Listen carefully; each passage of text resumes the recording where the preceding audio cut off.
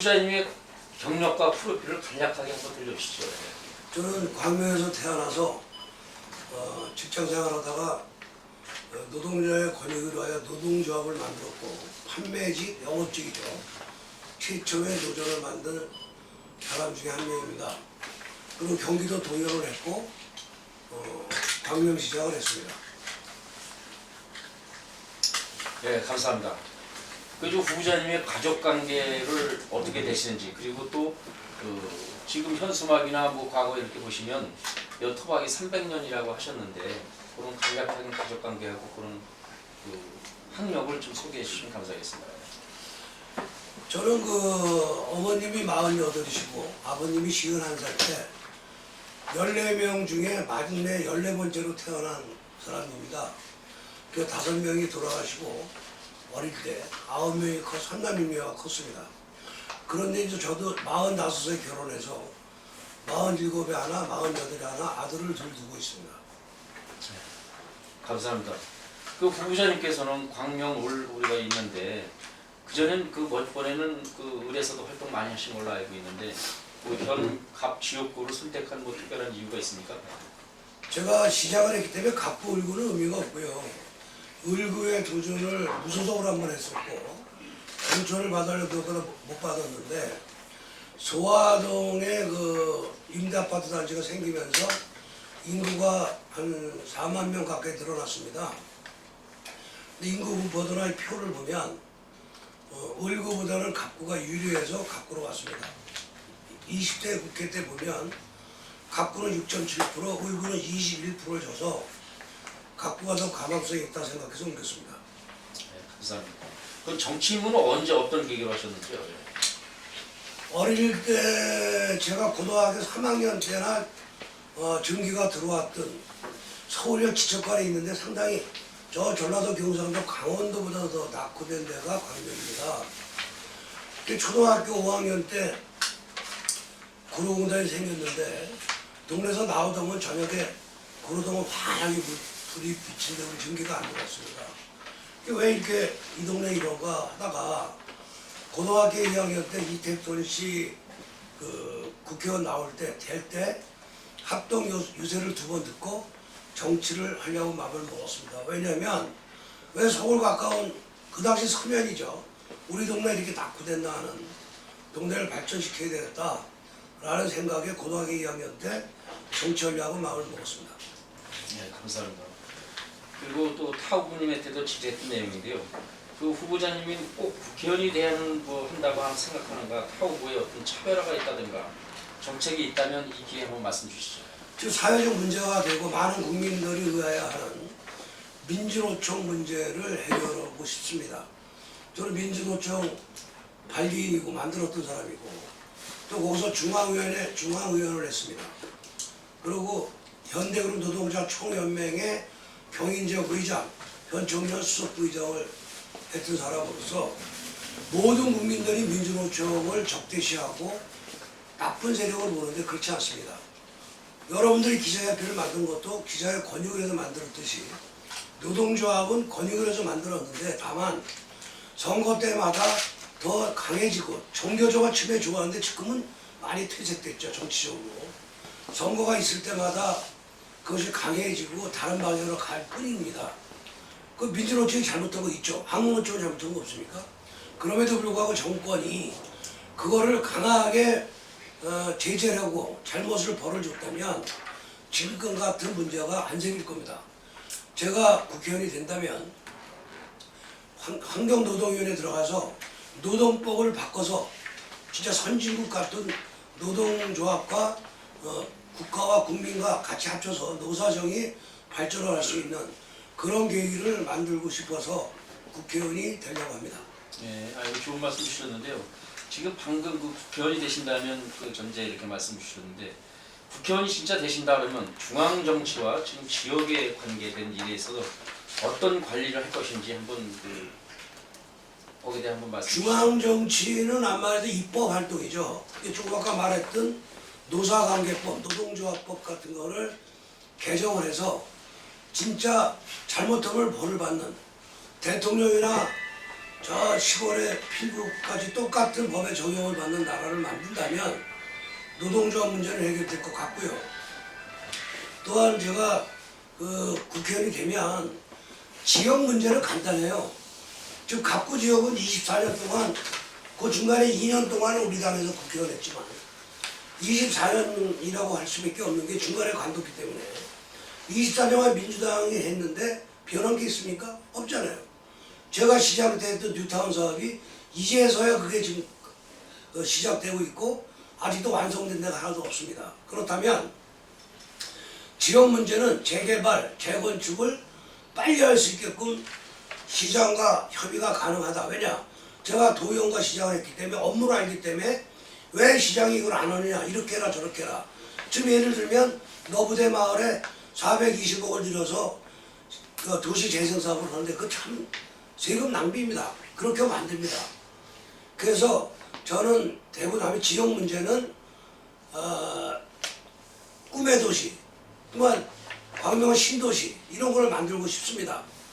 그러기 위해서 재개발, 재건축을 촉진하고 빨리 갈 수 있게끔 그들과 같이 노력할 것이고 특히 지역보다는 중앙에서 일하는 진짜 국회의원이 뭔지를 느낄 수 있게끔 일을 하겠습니다.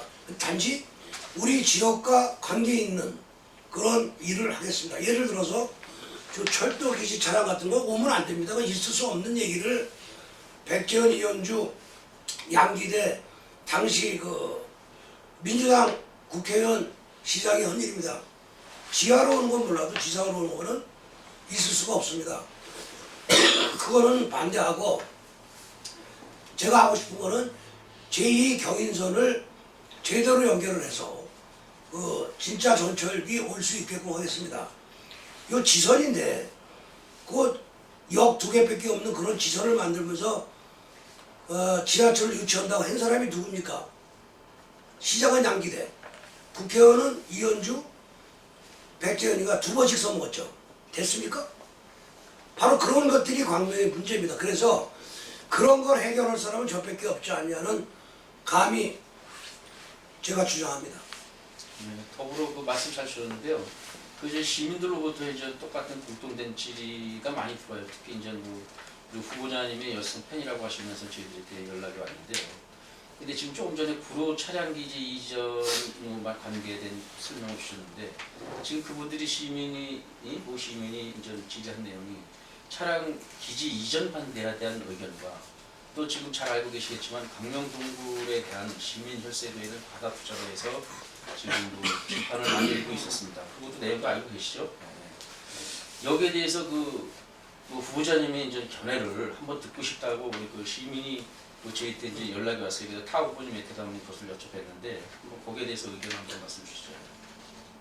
구로 차량기지가 지상으로 오는 거는 있을 수도 없고 있어서도 안 되고 간단하게 맞겠습니다. 2009년도에 처음에 와서 제의할 때 제가 한마디로 거절했더니 건교보고 서울시 도시정책실장이 와서 막 큰소리죠. 당연한 것처럼 떠들다가 나한테 혼나고 갔습니다. 이유는 뭐냐면 구로구 항동인가 궁동인가 거기 오고 궁동 부천의 항동 우리 세 군데인가 그래요. 예정지가 니네 지역으로 가지 왜 우리 지역으로 오냐. 이것이요 정확히 말씀드리면 4년 전 국회의원 선거 20대 국회의원 선거는 백재현 후보의 개소식 날 박영선이가 와서 이현주 백재현이가 이걸 했다라고 얘기를 합니다. 왔습니까? 안 왔잖아요. 지하철이 왔습니까? 안 왔잖아요. 그건 지하철이 아니라 지선입니다. 차량 기지가 오고 거기에 대한 거니까 이건 있을 수도 없고 제2 경인선이 오는데 그게 전제 조건 하에 왔지만 그거 전제 조건 없이 그냥 원래대로 제2 경인선이 생기게끔 분명히 제 임진에 그거는 타당성 조사라든가 예타하고 막 다 해서 착공을 할 수 있게끔 하겠습니다. 그것도 하나 뭐죠 질문이요? 네? 동굴이 참 재밌는 겁니다. 백재현 시장 때도 그거를 조사했고 제가 시장할 때도 조사했습니다. 그게 담당했던 국장이 그 당시에 계장이었습니다. 이름은 그렇고 최 계장이 갖고 왔길래 하라 그래서 조사해봐라. 용역을 줬습니다. 근데 조건이 뭐냐면 시장이 의사할 거냐 안 할 거냐 그런 거 묻지 마라. 여러분 알아야 될 게 시장이나 대통령이 원하는 거는 긍정적으로 이거 용역 결과가 나옵니다. 그래서 교수나 이 박사의 연구원들이 잘못된 겁니다. 나라가 망하는 게 그런 것 때문에 그래요. 내 의사 묻지 말고 냉정하게 해라 그랬더니 하지 말라고 용역 결과가 나왔습니다. 그래서 안 했습니다. 왜냐하면 서울이 가깝기 때문에 숙박이 안 돼요. 용인시가 지금 뭐 80만, 90만, 100만 가까운 도시인데 포스타, 파이브스타 호텔이 없습니다. 경기도 전체에 파이브스타 호텔이 없습니다. 이게 경기도에 1350만 경기도에 진짜 아픈 아킬레스건이에요. 서울에는 파이브스타 아니라 더한 호텔도 많은데 왜? 가깝기 때문에 그렇습니다. 그래서 그거는 손해볼 수밖에 없다. 근데 저 양기대 시장이 시작을 했습니다. 처음에 뭐 500억, 700억 얘기하더니 2천억이 들어갔습니다. 그 김익찬이라는 민주당 시의원이 계속 지휘했는데 고소고발도 못해요. 맞는 데는 얘기죠. 그 모두 광명시민 70%가 흑자로 알고 있습니다. 정확한 말씀은 그 인건비도 안 나옵니다. 100만, 140만이 와도. 기자 여러분들 알지 않습니까? 이런 사기치는 거짓말하는 이런 정책을 해서 안 된다는 거예요. 광명 알리는 거 좋죠. 알려서 우리한테 득될 게 뭐가 있습니까? 우리가 특산품이 있으니까 뭐가 있습니까? 거기 왔던 사람들이 광명에 와서 라면 하나 커피 하나 먹는 사람이 5%도 안 됩니다. 1, 2%예요. 왜냐면 외곽이기 때문에. 그 지금 1년에 7, 80억씩 적자를 보고 있는데도 불구하고 이거 잘못했다. 이어서 네가 했으면 저 같으면 그 돈 갖고요. 시청 옮기고 또 종합체육관 짓고 오페라 하우스 짓고 할 돈입니다. 2천억이면. 이게 자유한국당과 민주당의 차이입니다. 위안부 할머니들 드린다고 해놓고는 수입금입니다. 근데 수입에 그 입장료 수입에 1% 4,800만 원을 기부했던 사람이 양기됩니다. 이게 맞습니까? 수익을 한 적자를 보는데 무슨 수익이 났다고 거기다 갖다 줍니까? 그걸 또 이번에 보니까 자랑스럽게 써놨더라고요. 거기 뭐 그 만남의 집인가 거기에 뭐 홍보대사다. 그걸도 영화 찍는데 그 영화 찍은 게 있습니다. 그 영화에도 일부를 또 투자했어요. 이런 식으로 보이기 위한 정책을 하는 것은 공인이 해서 안 되는 겁니다. 그래서 제가 국회의원이 된다면 철저하게 그거를 국정감사 시키겠습니다. 그래서 잘못된 사람, 불법적인 거 이거 잡아내서 엄벌을 해야 됩니다. 제가 지구당 위원장으로서 당원들과 함께 서명 작업해서 감사원 감사를 청구했는데 자료를 주지 않으니까 시에서 감사 결과가 안 나왔습니다. 이거 꼭 제가 해서 다시는 혈세가 낭비되지 않는 정책을 하게끔 만들겠습니다. 왜 그러냐면 자연동물은 그대로 보면 되는데 이거는 1년에 몇십억씩 돼서 이벤트를 해야 되고 그 안에 구조를 바꿔줘야 손님이 옵니다. 그렇지 않습니까? 그래 이게 잘못된 거고요. 제 생각은 이래요. 이 정부 자체가 대통령도 거짓말을 아주 밥 먹듯 하지 않습니까? 국회의장, 대통령, 국회의원 아주 입만 벌리면 거짓말해요. 한 가지 예를 들면 윤석열이 임명하면서 살아있는 권력도 해라. 우리 윤석열 최고의 적폐 청산할 때는 최고입니다. 근데 그 사람은 대통령 명을 받고 조사를 하니까 추미애 장관 시켜가지고 아니 세상에 1년도 안 됐는데 6개월 만에 자기 편 조사한다고 다 내쫓고 인사이동하지 않습니까? 이게 나랍니까? 거짓과 진실, 정직과 그 거짓의 싸움이 4.15 청소년이라고 생각합니다. 이런 거 있을 수 없고 해서도 안 되는 거죠. 그 후보자님 평소에 강직한 분으로다가 지역에서 널리 많이 알리시는데요. 그게 뭐 정치 뭐 철학이 있다면 뭐 어떤 계획이 있다면 거기에서도 한번 말씀 주시면 감사합니다. 정치 철학은 정직입니다. 정직하지 않은 사람은 자식한테도 부인한테도 대우를 받지 않습니다. 기자 여러분들 저 잘 알겠지만 저는 제가 말로 한 거에 대해서 책임집니다. 사람은 누구나 실수할 수 있고 실수할 수밖에 없어요. 그래서 저도 기독교를 교회를 다니고 있지만 실수한 건 빨리 사과하면 됩니다. 근데 그동안 많은 문제들이 우리 당 때문에 생긴 게 아니라 민주당 때문에 생긴 지역에도 그런 게 많습니다. 지난 시장 선거도 뭐가 뭐 잘못됐다는 얘기도 여기서 내가 말할 수는 없지만 억울한 일들을 많이 봤고 자 보세요. 지금 시의원, 도의원, 정대원 도의원 하나만 빼놓고 4명 중에 3명이 세례됐습니다. 도의원이.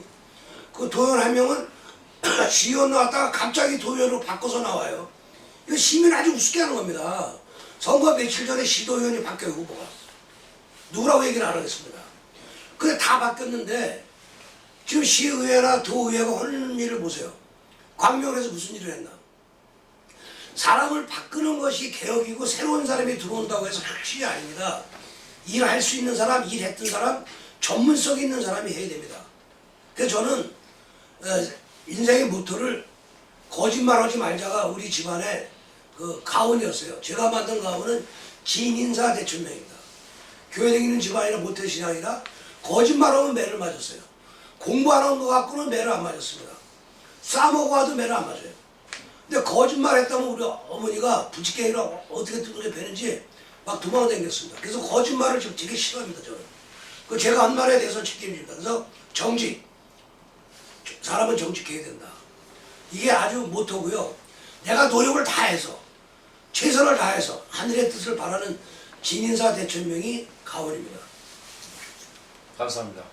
그 우리 광명 지역민관회에서 뭐 소통 방법, 지역의 민원을 파악하는 방법은 또 무엇인지 직접 경험이 있다면 그것도 한 이번에 한번 이 기회에 한번 말씀 주시죠. 제가 시장 때 이런 게 있어요. 시장에 바란다, 광명시에 바란다가 공무원들이 얼마나 이 구태에 젖어 있냐면 그들이 잘못된 게 아니라 생활이 그래요. 질문을 하면 14일 이내에 답변하게 되어 있습니다. 지금 확인해 보세요. 그래서 제가 그거를 시장 되자마자 바로 48시간 이내에 무조건 답변해라. 못하는 거는 나한테 넘겨라. 그럼 안 된다고 얘기해라. 그래서 지금 그거 잘 되고 있다가 또 민주당 시장 되니까 또 다시 원위치 됐을 겁니다. 지금 한번 민원 넣어보세요. 14일 안에 답변 나옵니다. 이런 것들은 당을 떠나서 선임 시장이 잘했으면 후임도 쫓아가야 됩니다. 제가 소통은 이런 거예요. 들어서 내가 저 시장 때 그랬습니다. 이 대기다 들어서 건의가 들어오면 바로 그 즉시 전화해서 해야 합니다. 도로 파손이라. 한 가지 예를 들면 이 지금 전국 어디 가나 이 가로수를 많이 쳤어요. 그거 제가 제출해 온 겁니다. 간판이 가린다 해서 가로수를 쳤습니다. 유럽이나 미국을 가니까 가로수 많이 쳤더라고요. 그게 제가 제출해 온 사업입니다. 그런 식으로 건의가 들어오면 바로 지시해서 하는 게 제 시장 때 스타일이에요. 요즘은 어떻게 하냐? 그냥 걸어들어 얘기 들으면 옛날 시장을 했으니까 공무원들한테 전화해서 바로바로 해결합니다. 제가 시장이 국회의원이 된다면 모든 전국에서 유행이 돼서 일주일에 한 번씩 소통의 시간을 날짜 잡아서 민원이랑 시도위원 앉아서 합니다. 그것도 쉬웁니다. 항상 24시간 휴대폰 열어놓고 짐 열어놓고 만나서 바로 즉석으로 해결할 겁니다. 그게 제가 하는 소통이고요. 지금 광명에 있는 정치인 중에 뭐 전이나 현재나 미래나 SNS를 제일 많이 하는 사람일 겁니다. 제가. 그래서 카카오 스토리라든가 페이스북을 열심히 하고 있고요. 늘 전화가 열려 있습니다. 전화 주시면 항상 즉석에서 해결합니다. 그게 소통 방법입니다. 후보자님에 대한 의지는 알면서도 우리가 이제 그 한국당에 대한 담합 식구들의 이런 측면에서 좀 말씀을 좀 자제해 주시고 그 소통의 장을 뭐 듣는 이제 자세로 좀 전환이 되면 어떻겠냐라는 그런 앞으로 전향될 의견이 있냐라는 그런 질의를 하시더라고요. 그래서 우리 후보자님께서 그 애정어린 그 시민이 모 시민이 말씀하신 거를 한번 말씀해 주시고. 제가 고등학교 2학년 때 정치를 했다는 마음을 먹고 또 어려서 또 30대에는 노동자업을 하면서 그다음에 도의원 시장 하면서 제일 많이 듣는 게 말을 줄여라, 들어라. 이게 모든 국민이 정치인한테 하는 말입니다. 또 이렇게 말하면 또 욕하는 사람이 있을 거예요. 제가 뭐 좋은 대학 나와서 판검사나 행정고시에서 고위직을 하다가 내가 나온 사람 같으면 말할 필요가 없습니다. 왜? 그냥 캐리어로 다 인정해 주니까. 근데 제가 도의원 나왔을 때만 해도 저는 무명의 정치인이었고 그게 무슨 말이 나오면 질문을 하면 답변합니다. 그리고 모든 사람 지적 수준이 같진 않아요. 틀린 말을 하면 모든 정치인들은 그렇게 얘기합니다. 네 알겠습니다. 네 알겠습니다. 잘하겠습니다. 이렇게 했는데 이것이 소통인가? 그건 아니다. 아닌 건 아닌 거예요. 그런데 제 성격상 아까도 말했지만 내가 말한 건 책임을 집니다. 근데 모든 사람을 듣기를 바라요. 근데 이 명함을 뿌리다 보면 한 사람한테 붙잡히면 1시간도 갑니다. 부동산이나 가게 들어가서 말하다 보면 아주 30분, 1시간 그냥 붙잡혀 있어요. 그러면 중간에 말을 자를 수밖에 없습니다. 근데 다른 사람들을 갖다는 그렇게 안 해요. 근데 저는 서민적이고 이제 말을 다 받아주니까 아무 얘기나 막 합니다. 이거 하지 마라, 저거 하지 마라. 막 그러야 민주당 사람들도 얘기하는데 그걸 앞으로 조심하겠지만 사람은 변하면 죽습니다. 그게 아닌 건 아니고 긴 건 긴 거고 물어보면 답변을 합니다. 그러니까 그 앞에서 거짓말해서 변하지 않는 사람보다는 당장 욕을 먹더라도 할 말을 하는 사람이 되겠습니다. 정치인으로서 광명이고 시민을 위한 활동과 그 또한이 업적 또한 시장님과 정치 이렇게 하시면서 그런 게 있다면 한번 이 기회에 한번 또 말씀 좀 주시죠. 제가 4년 동안 도의원을 했고 4년 동안 시장을 했습니다. 4년 동안 광명시가 도에서 도비를 못 받은 걸 다 받아왔어요. 왜냐하면 제가 잘나서가 아니라 선학교 지사가 있었기 때문에 가능했고요. 그 시의 그대 고위층들이나 그 과장 국장들이 도비 못 받은 저한테 다 얘기해서 다 받아왔습니다. 그 일일이 설명할 수도 없고요. 시장 때도 할 일이 많은데 큰 걸 따지면 제가 제 보람을 느끼는 것은 납골당 메모리얼 파크를 만든 겁니다. 옷이 찢어가면서 다 찢어서 빤스바람에 서서 막았습니다. 안양을. 그래서 지금 잘 만들었고요. 그리고 경찰서에서 보건소까지 넘어 가리대까지 길을 넓혔고 구름산 터널을 통해서 금천 사거리까지 길을 넓힌 게 접니다. 다리도 시흥대교도 넓혔고 그리고 이 시청에 담을 허물어버리고 길을 넓혔죠. 또 그 철산동에서 광명동에 철산동에서 안양천으로 넘어가는 그 육교 그 육교도 2개 새로 만들었고요. 모든 육교를 다 털어버리고 그 새로 육교를 만들었습니다. 이쁘게. 그런 것들을 들 수 있고요. 또한 저는 그 525만 평의 학원동에 525만 평의 단지를 만들려고 해서 이명박 대통령이 2010년도 2월 23일 날 사인했죠. 5월 달에 확정 발표를 했습니다. 국가명으로. 그런데 그게 다음 시장이 반대하기 때문에 없어졌어요. 시흥시장하고 광명시장 민주당에서 반대해서. 그게 지금 바뀐 게 뭐 있습니까? 그대로 아닙니까? 몇만 병을 모은다면 말로만 그러지 아직 인저 보상 시작해요. 10년이 지났는데. 그게 만약에 525만 평 신도시가 들어온 겁니다. 전체 주택의 33% 이하가 국민주택이고 그 이상은 27평 이상으로 나오는 겁니다. 아파트가. 그 좋은 기회를 놓쳤죠. 이런 게 이제 제가 한 일입니다. 지금 아주 발전되면서 이제 시민들이 유입하는 상태 아닙니까? 그래서 그 메모리얼 파크라든가 이런 부분이 시장님의 업적을 모르시는 분들이 많아요. 그래서 아시는 분들은 굉장히 엄청난 큰 성과를 이뤘다 하는 그 아주 좋은 말씀도 하셔요. 그런 가운데 지금 광명 지역의 가장 큰 문제 무엇이라고 생각하고 지금 그 과거에 그걸 해결했던 점 무엇이며 또 경제, 문화, 복지, 환경 뭐 이런 기타 등등에서 한 3가지만 간략해서 한번 말씀해 주시죠. 이게 공약이랑 연결되는 부분인데요. 제가 항상 아쉬운 게 기아자동차입니다. 저게 옛날에는 상당히 큰 효과를 가져갔어요. 경제적으로. 본사가 서울에 있습니다. 우리 지역구는 아니지만 저걸 이전시키고 거기에다가 차라리 첨단 아파트형 그 기업을 유치하면 매출이라든가 세금이라든가 고용인원이 한 4배, 5배 창출할 수가 있는 자리입니다. 굳이 저런 큰 게 도시에 있을 필요가 없어요. 그게 본사가 거기 때문에 좋죠. 본사가 아니기 때문에 세금도 조금밖에 안 들어옵니다. 그걸 한번 해보시고요. 저기 지금 학원동에 허업을 받을 아직도 남아있는 나머지 계획되지 않은 525만 평에서 또 시흥시께 있으니까 우리 거 한 360만 평 중에 60만 평만 지금 계획이 되어 있습니다. 300만 평의 진짜 신도시를 다시 만들고 싶습니다. 그래서 누구나 살고 싶고 누구나 이사하고 싶은 도시를 만들고 싶어요.